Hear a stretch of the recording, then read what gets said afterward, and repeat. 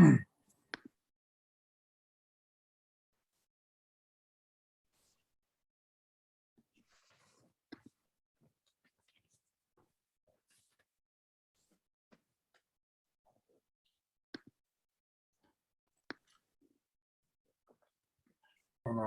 any of the panelists, you can let me know when you're ready, if you're ready, depending on Steve. I'm ready. Yeah, maybe we should just, for the sake of time, we should maybe just go. Yeah. Okay. Okay. I'm Nolan Higdon. I'm a co-founder and organizer of the conference, and I will be moderating today's panel. And obviously, if you have any questions or anything like that, I'll be monitoring the chat. And if there's time at the end, I'll communicate those with the panelists as best I can. I also have their bios. I'll put their longer bios in the chat. But right now, just so we know the wonderful people we're going to hear from, we're joined by Steve Macek soon, who's a professor of communication and chair of the Department of Communication and Media Studies at North Central College in Naperville. We're also joined by Robin Andersen, Professor Emerita of Media Studies at Fordham University and award-winning author, writer, and media commentator. We also have Allison Butler, Senior Lecturer and Director of Undergraduate Advising and Director of the Media Literacy Certificate Program in the Department of Communication at UMass Amherst.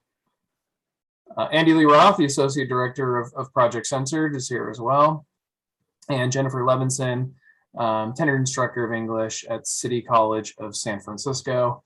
As they each speak, I'll put their longer bios in the chat. Now I'm going to turn it over to our distinguished panelists.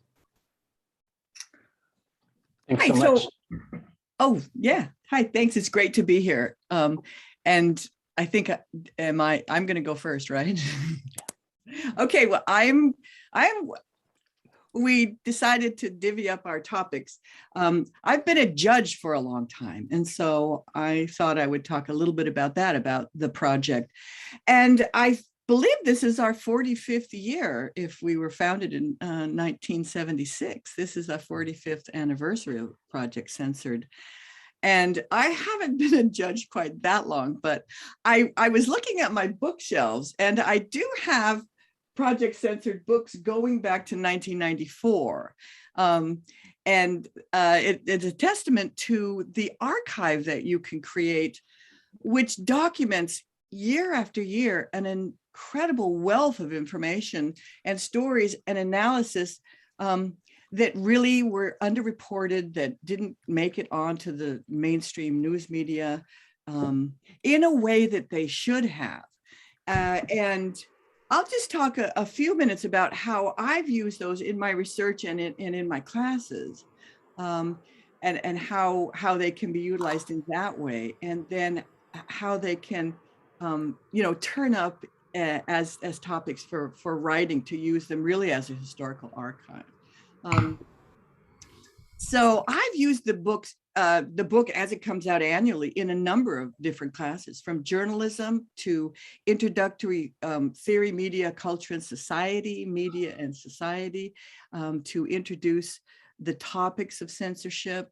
And the books also, because they include chapters that look back at junk food news and then look at what happened to the stories that were censored the year before, and often invite other authors to make contributions to the annual book.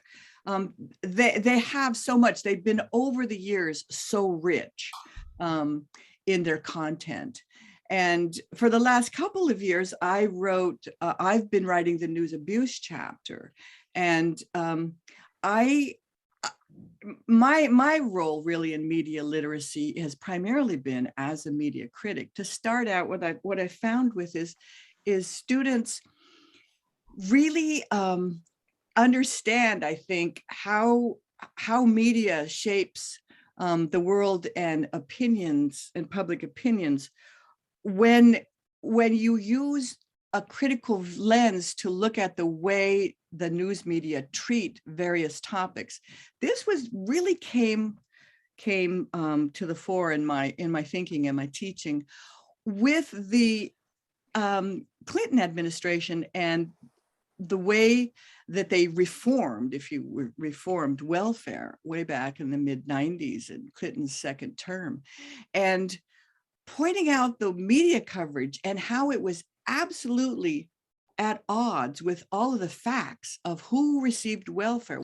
Stories, media stories talked about how very young women were having babies out of wedlock, and just so they could have welfare, that for generations people were on welfare, that it was always young women of color who were only on welfare. And all of those, of course, now we know that that's the way that we're prevented from having a social net, is often with this wedge of racism and racist content. But it was kind of like the kind of mesh came off my students' eyes when they realized that the media coverage was almost just virtually the same as people's opinions about welfare, and where those ideas came from was quite dramatic. So that's how I've used media criticism, and I feel that the contribution to in the news abuse chapter is so also important in the books over the years. The other way I've used chapters, for example, I looked back at a couple of books. I was teaching media and environment, and in 2014, the #1 story was the rapid ocean acidification, and that was part of the curriculum for media and the environment, and it was at the moment a very important environmental crisis to bring up to the class. And the fact that we didn't know it in the mainstream media added another layer of, Allison, what you were speaking before in your other panel about this multidimensional way in which we look at media and how it shapes things and how it is shaped and what are the various influences that shape it itself. So I've used, so almost in any class, you can use the stories. Sometimes I've assigned students in that class, for example, a group of them to really look at ocean acidification, and the book was part of it. And they can, and the stories there, one was from Science Now, and they were odd. They were from Science Now and Seattle Times. And so that's why one of the things that the project has done over the years too, in selecting stories, is really this compilation of alternative media out there and journalists who struggle to get one story out and provide that information, and then nobody picks it up. And it's been a real way to encourage journalists to do those kinds of stories, I've noticed as a judge. So just in the process of being a judge, and then I'll stop. We find that literally there's hundreds, 100 or 200 stories that are found by the students and researched, and that's the initial edit that goes out, or the initial bulk of the stories that goes out once a year. Most and I judge as a judge, I just rank the top 25 stories, but I could just tell you how difficult it is over and over, year after year. I just amazed. And sometimes I bring that to my class, and I tell them there's all these stories, and I'm a judge, and it's so hard to figure out which ones to choose, because they're all so important. And all of this information is what simply we are not, as citizens in this democracy, we do not have the information we need to be informed and participate as citizens in a democracy from an informed perspective. And that's what we know about corporate media and over the years. And that's how important Project Censored has been to kind of illuminate all of those issues in many, many different ways. So thanks. With that, I'll stop.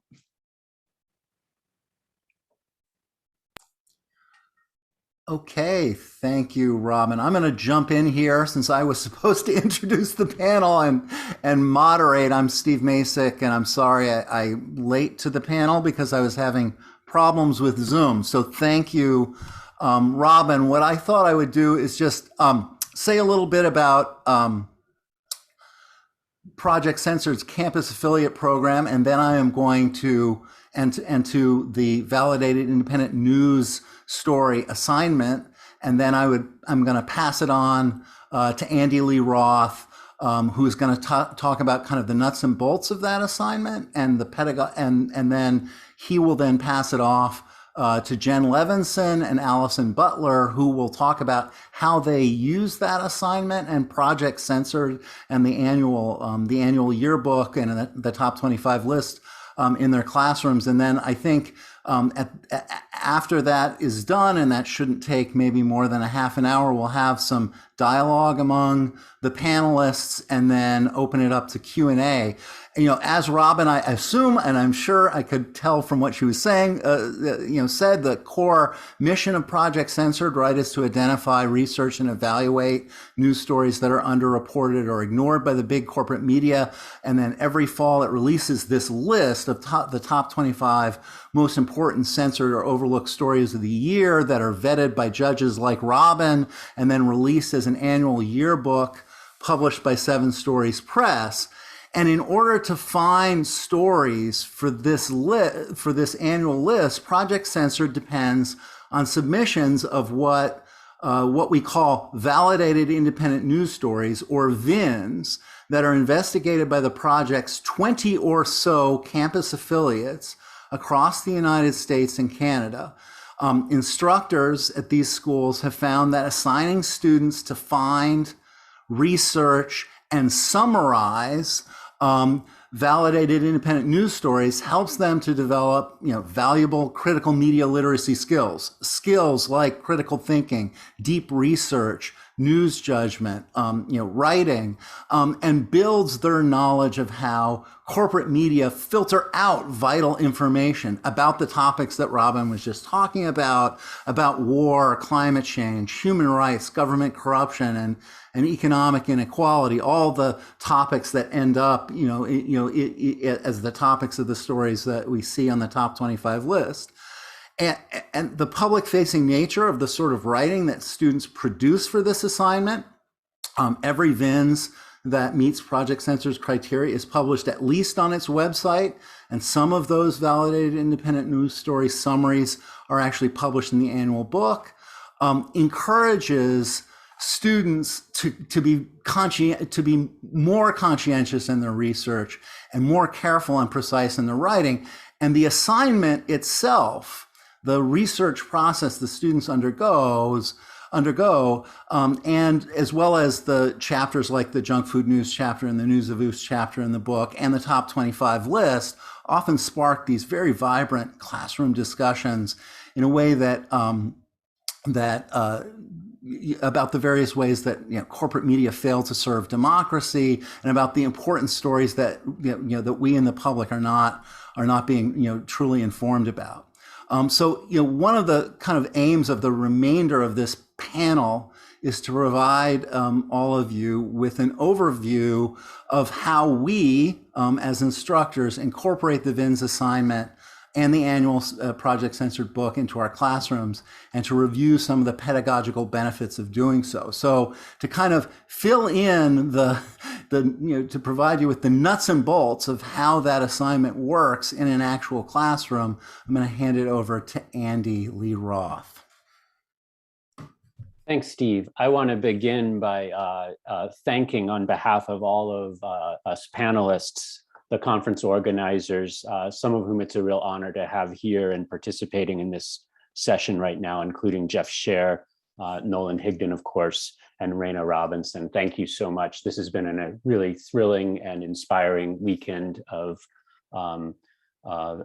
panels and sessions. So thank you. It's we're all, again, on behalf of everyone on the panel here, we're grateful to be part of it and inspired by it.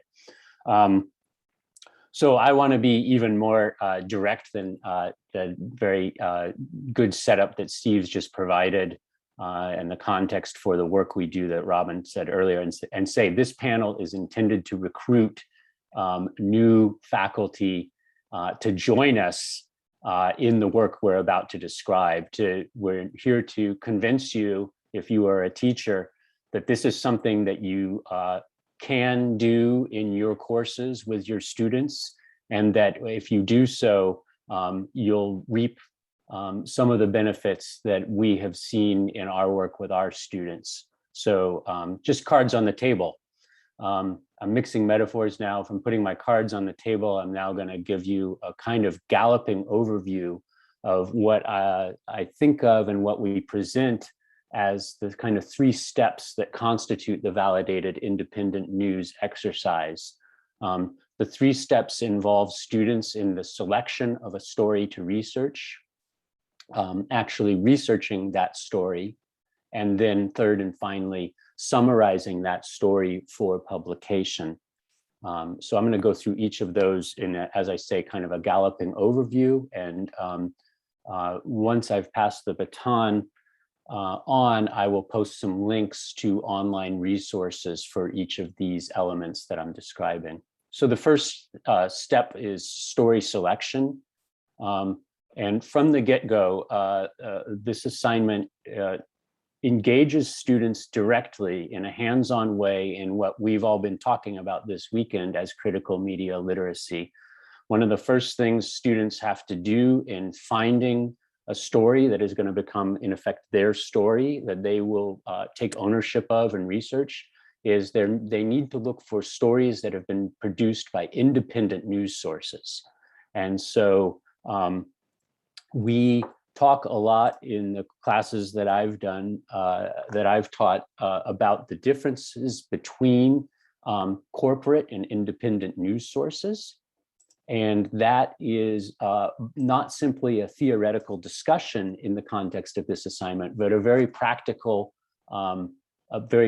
conversation, because that is one of the bases on which a story is either eligible to be pursued as a validated independent news story or not.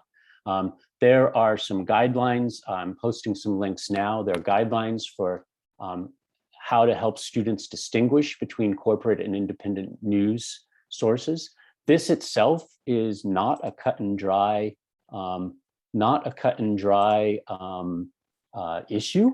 And that is also, I think, a meaningful way of getting students engaged in critical media literacy. So at that identification stage, other elements that are also in play, we have resources online. I've posted a link for independent news sources for guiding students to sources that have consistently proven trustworthy and reliable independent news sources. We're also concerned at the story selection stage about the timeliness of the story. This is just a practical kind of housekeeping issue. Stories should have been reported within the time frame for the current submission cycle. And so for the current cycle that we're engaged in now, stories should be no older than March of 2021. A third kind of story selection issue that, again, I think is very useful in terms of developing students' critical media literacy is to discuss the difference between a news story on one hand and opinion or editorial articles on the other hand. So those are opportunities in terms of story identification. Once students have identified an independent news story, they are looking to research that story using the criteria of the story's importance, its timeliness, how well documented and factually based it is, and also to what extent corporate news media have covered that story, if at all. And this is a stage where students are often learning new skills involving online news databases that allow them to make determinations of the extent to which a story has received corporate news coverage. So I'm thinking here of news databases like LexisNexis NewsDesk, ProQuest's US major news dailies, Newspaper Source Plus, which is an EBSCO database. Those will probably vary from campus to campus, which sources, which databases a particular campus has access to. And we're those of us on the panel are always available to consult, not only on this question, but anything involving the VINS assignments. If you don't have access at your particular campus to any one of these, there are other ways to engage students in researching the corporate coverage. There are also interesting issues that I think I'll not try to get into right now for the sake of timeliness on story research about what to do when students find that there has been some corporate news coverage of their story, but there may be important distinctions between how the independent news is framing the story compared to the corporate coverage, what kind of sources independent journalists are treating as newsworthy compared to their corporate counterparts, and so forth and so on. So there, again, chances for students to really get in what I think of as, in effect, flexing their critical media literacy muscles on behalf of this exercise. The third and final step is to summarize the story. The guidelines that I've posted earlier have fairly detailed instructions about how to do this. This involves the student in producing a short write-up, usually about 200 to 300 words summary that not only gives the story a unique title, but also covers the highlights of the story, the specific factual overview of the story's most important points, not presented simply as matters of fact, not as a matter of editorializing, and then also an assessment of any corporate news coverage that the student has identified in the course of researching the story, and how, if there is corporate news coverage, how that coverage compares with the independent story that is their original source, and then references for each of these articles. I will, in one moment, post a few more links to some online resources that go into even further detail on this, but in effect, perhaps I haven't galloped quickly enough. There are 3 steps. Students in doing this assignment will identify a story, research it for its trustworthiness, its factual basis, and its corporate coverage, and they will produce a short written document that summarizes the story's most important points, any corporate news coverage there is, and the sources that they've used to make those determinations. So that's the nuts and bolts of it, and I think now you will hear, perhaps even more interestingly, how this actually works in the classroom.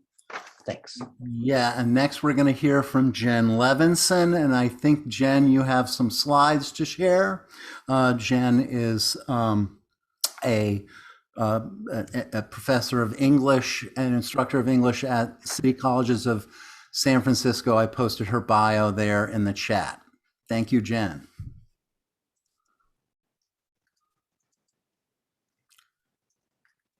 Jen? There we go. Okay. Hi, everyone. So I'm Jen Levinson. I have been teaching this VINS assignment in my English 1A class at City College of San Francisco. And I've had students publish their VINS in both the 2020 and 2021 Project Censored yearbooks. So I love this assignment, and as Andy said, I'm hoping to inspire some of you to try it in your classes as well. Okay, so as an English teacher, this assignment actually works really nicely to further a lot of my pedagogical goals. So for one thing, it encourages students to read widely. So they have access. Project Censored provides a list of many, many links to independent news sources. So they are reading nationally and locally on a range of issues. Students are also, as Andy mentioned, using criteria to evaluate what they're reading. So whether they're looking for importance, timeliness, whether a story is fact-based and well-sourced, well-documented, as well as underreported by the corporate press. Students are also practicing with summarizing and paraphrasing accurately, because they may be reading long articles and need to kind of boil it down and decide what's most salient. Students are researching, so it's a chance for me to introduce them, as Andy mentioned, to the library databases. And then they're comparing and contrasting, particularly when they're kind of cross-checking for corporate coverage. So they're learning critique, looking for what's not only there, but what's missing from a particular news account. And that's actually when things do get interesting, when the corporate press has picked up a story, but has left out key perspectives, or has distorted the story in some way. So comparing and contrasting. Students, this is a good chance for students to gain an awareness of the existence of various citation formats. So we're using Chicago style since it's a journalism situation, but I also can then explain that there's MLA and APA, and then there are handbooks that people use with each of these styles. So again, just kind of fitting into my English, the goals of my English course. Students are practicing proofreading, which they're more willing and even eager to do in this case, because they have a public audience. They're not just writing for their English teacher. And of course, critical media literacy. So we're looking at source evaluation, identifying bias, understanding conflict of interest and how that could impact the accuracy of a particular news account. So this assignment actually gives students a lot of choice. So they get to choose an issue that matters to them. And the assignment is public facing, so they have kind of an authentic audience and purpose. They're not just writing for their English teacher.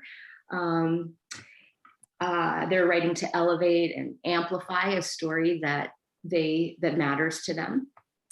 They also tend to really like the kind of contest aspect of it, that they might get picked for the website or even be in the running for the top 25. And then students really do enjoy voting on the top 25. If your students have submitted VINs to Project Censored, the class gets a vote and the instructor gets a vote in terms of the top 25, I think in the first round of winnowing it down. So students do enjoy voting, and especially if their work or their classmates' work is in the running.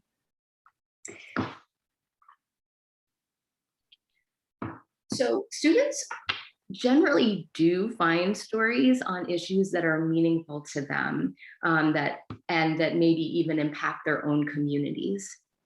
So this is a quote from a student of mine who found a story in the Bayview newspaper about how San Francisco Housing Authority policies that were leading to unjust evictions and kind of serving to drive gentrification in the city. So, so he wrote, "It did not take me long to find a story that I found interesting, and it was very much underreported. Some of our grandmothers are still in this community, and the city raising the rent in public housing and doing other malicious things only forces them out. I think my story will open not only other African Americans' eyes, but reach other ethnicities as well. I look forward to seeing where this goes." So not only are do students enjoy bringing issues to light that they think are important, but also the assignment tends to boost their confidence as writers and kind of motivate them to put more effort into other later assignments in the class. So these are some quotes from students responding to my email, letting them know that their VINs had been published on the Project Censored website. So one student said, "Oh, wow, that's amazing news. This definitely gives me a confidence boost in my writing." And another student said, "Oh my God, wow, this just made my night. This is very exciting and definitely encouraging me to push through my research paper. Thank you."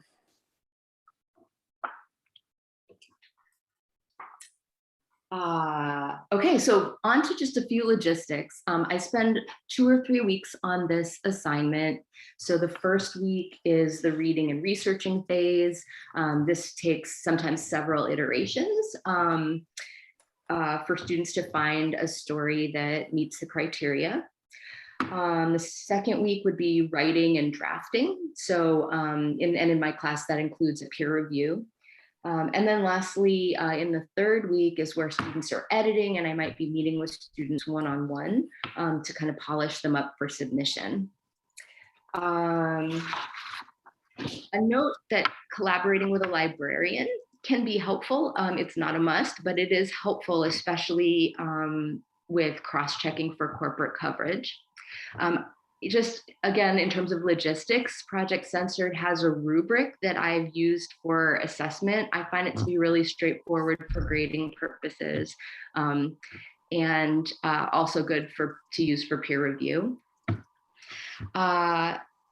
Again, I do schedule time to meet with students to polish up their submissions to Project Censored, which is actually a really nice opportunity to work with them on editing.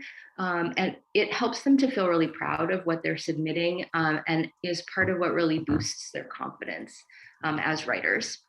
And then I also just want to mention that sharing stories with others is a really important part of the assignment. So if you aren't submitting your students' work to Project Censored, or if you are, it's also nice to think about other ways where students can share the stories with others, because the chance to bring the stories to light and kind of bring them to a wider audience is an important part of the assignment. So just some ideas could be, in addition to submitting them to Project Censored, is to create a social media campaign or a class website where students can really amplify the reach of their stories.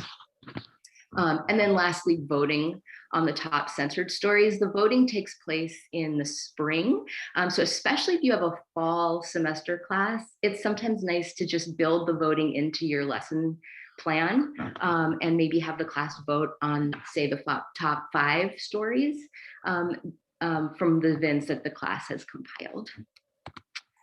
So I'm going to just talk super briefly about overcoming a few challenges of the assignment. So one challenge is that students can sometimes get attached to a story that doesn't meet the criteria, either because it's already been picked up by the corporate press pretty significantly, or maybe it's out of the time frame of that year's yearbook and so on. So it's important to set students' expectations up front, that they might have to return to the drawing board a few times until they find a story that meets the criteria, but that this is actually just kind of a natural part of the research process, that research is recursive. So it's good to kind of help them have the right expectations going in.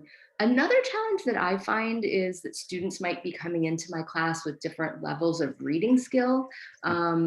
So if that's the case in your context, students might need support with reading challenges, for example, identifying the main point versus supporting details of a story. So just something to keep in mind, especially if reading isn't explicitly part of your curriculum already. Another challenge is that sometimes students can overgeneralize about corporate media. Of course, we want students reading with a healthy skepticism, and identifying bias and conflict of interest.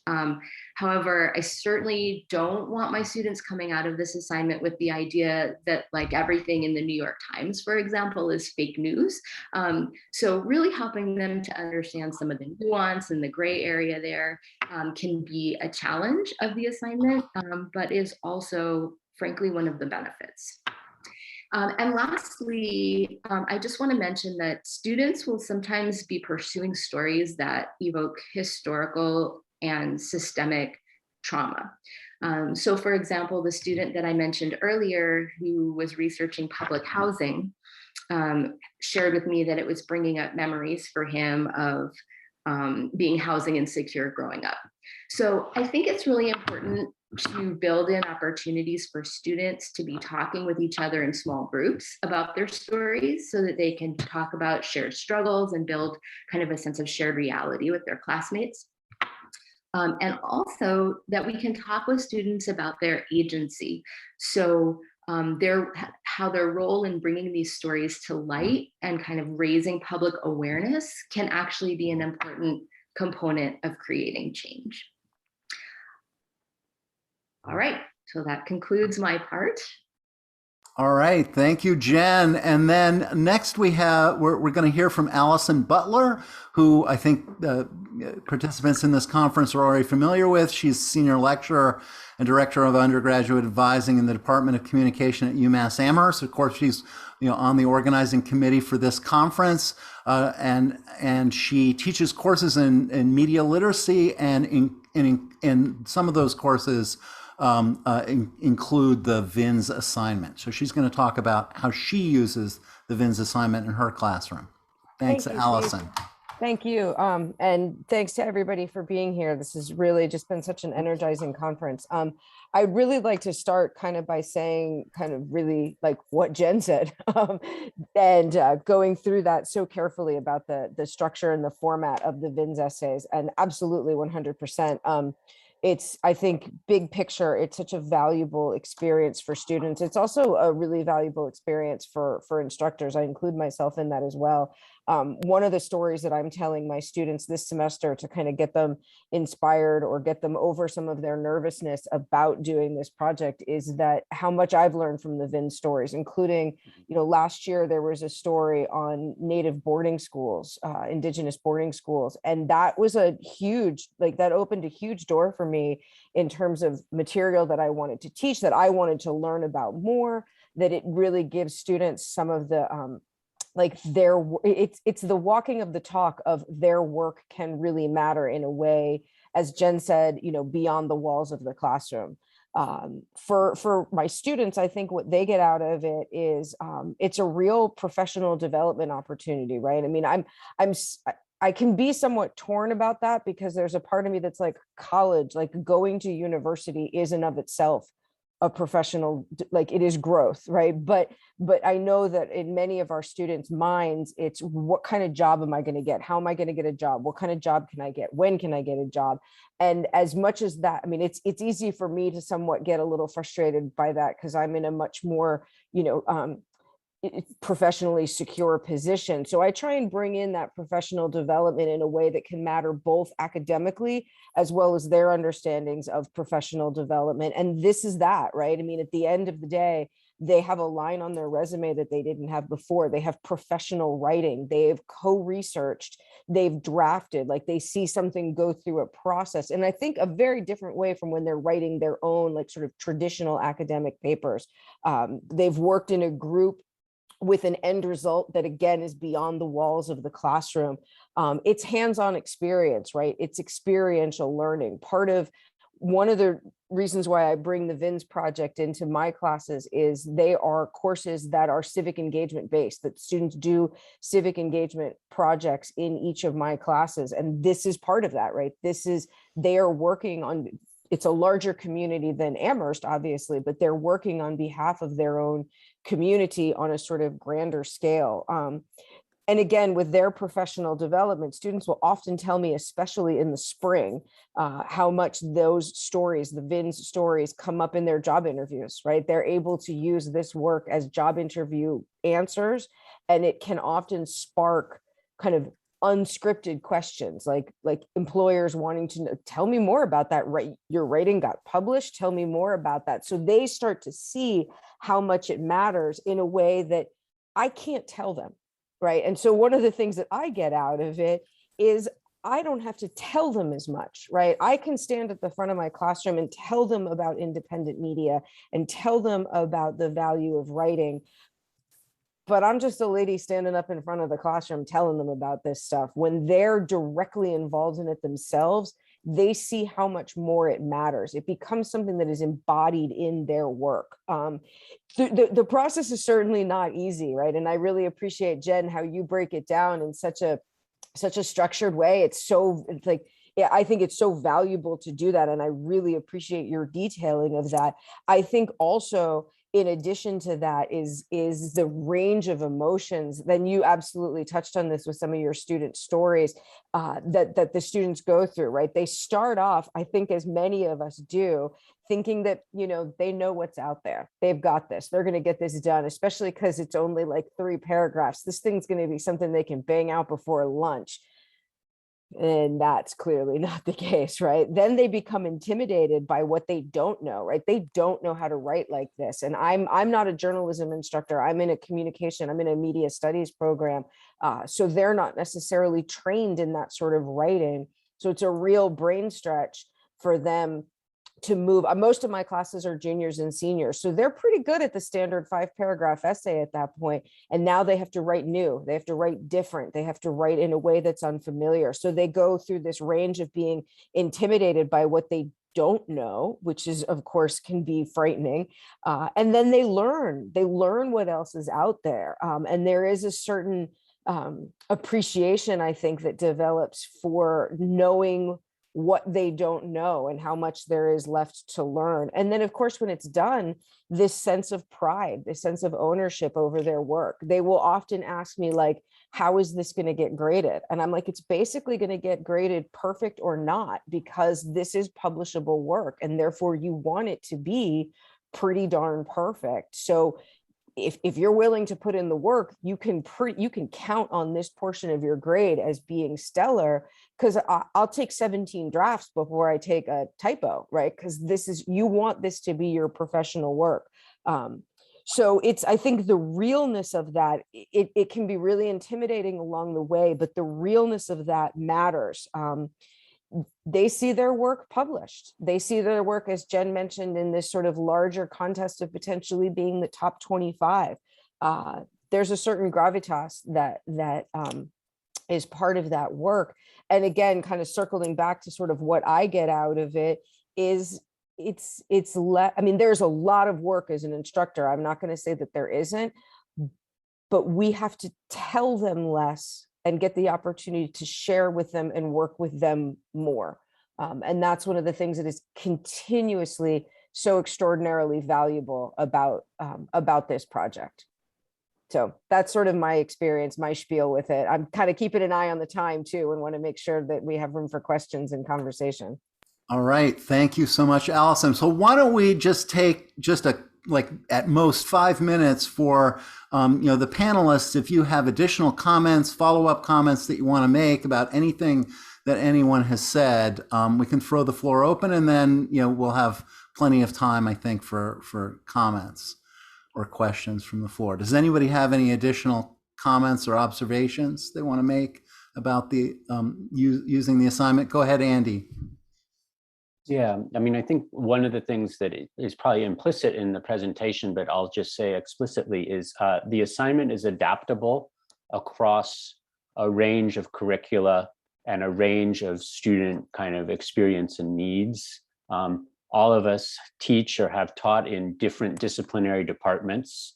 I always did the VINS assignment in my classrooms in the context of teaching sociology courses.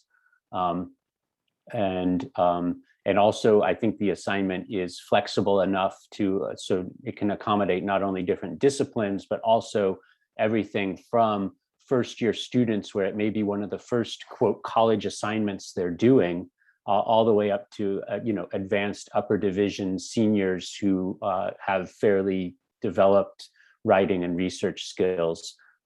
It will challenge students at those different levels in different ways. And I think there are ways to scale the exercise depending on what the needs of the particular group of students or topical focus of the course is. Yeah, I want to just add a quick comment. The courses in which I use the VINS assignment are courses that are almost only taken by broadcasting and journalism students. So these are people who want to become media workers or professional reporters.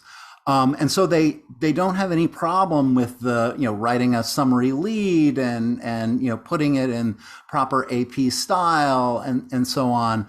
But where they're challenged is it forces them to look at the way that corporate media systematically filter out news of interest to movements for social justice, right? And they're sort of forced to come face to face with the limitations of the kind of business that they actually want to work for, right? This is the profession they want to go into. And I want to echo what Allison and Jen both said about the kind of transformational impact that the assignment can have. I just recall one student who did research for a story that made it into the top 25 about Trump's labor relations board, and how it systematically disadvantaged labor unions. And for him, it was sort of this consciousness raising moment. And he has since graduated. He's now a grad student, and he's a leader in his graduate student union. And they're actually going on strike in the next couple of weeks. And I'm not saying that that's because he did research on this story for the VINS assignment, but I'm sure it was like the first time he thought sort of seriously about labor rights in this country, and maybe the ways in which labor rights are being violated systematically by the government. So any other comments or questions that anyone wants to throw out, any of the panelists? Well, why don't we open it up to comments or questions from people in the audience? Anyone?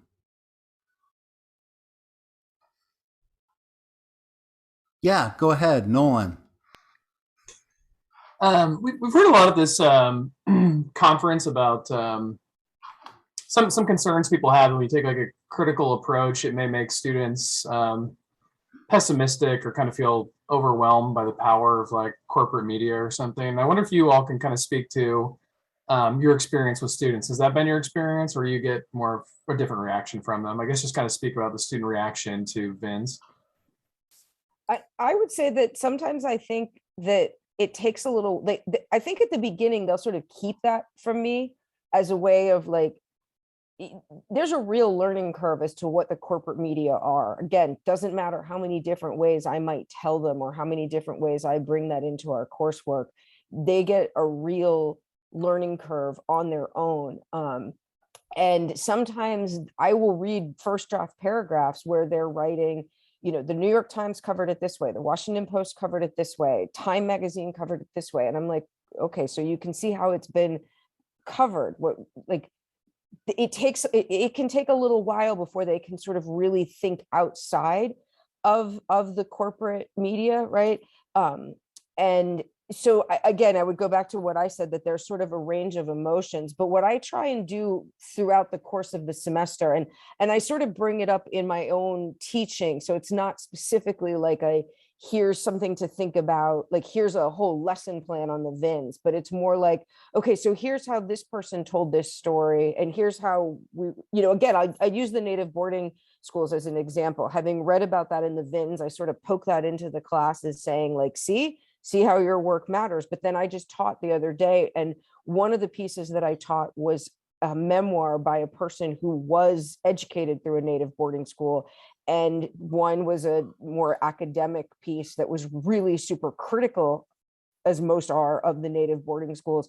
The memoir was like, you don't get to critique this, you don't get to judge this unless you are of this age and went to a boarding school. And he talks in his memoir about some of the things that were sort of funny and fun, like the pranks that they would pull and stuff. And so I would use that as an example of saying, sort of see how there are different perspectives on this. That's sort of what you're looking for. So I try and weave it in without